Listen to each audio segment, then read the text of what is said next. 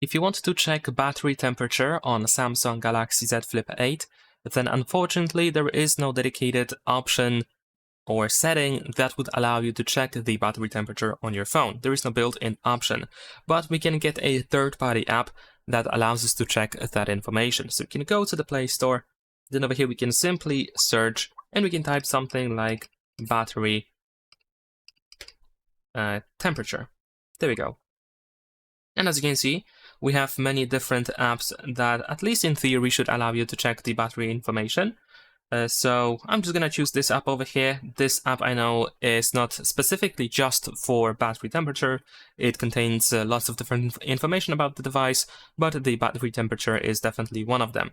So I'm gonna use this one, but feel free to try any other app in case you don't like this one. So let's open it. Let's tap on agree and start over here. There we go.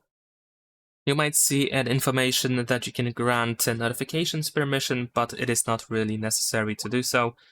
And over here, if you scroll down, then most likely you can find the battery temperature straight away. Like in my case, it says over here. But you should also be able to switch to the battery category here at the top, and here we can check the temperature as well. And that is pretty much it. Leave a like and subscribe.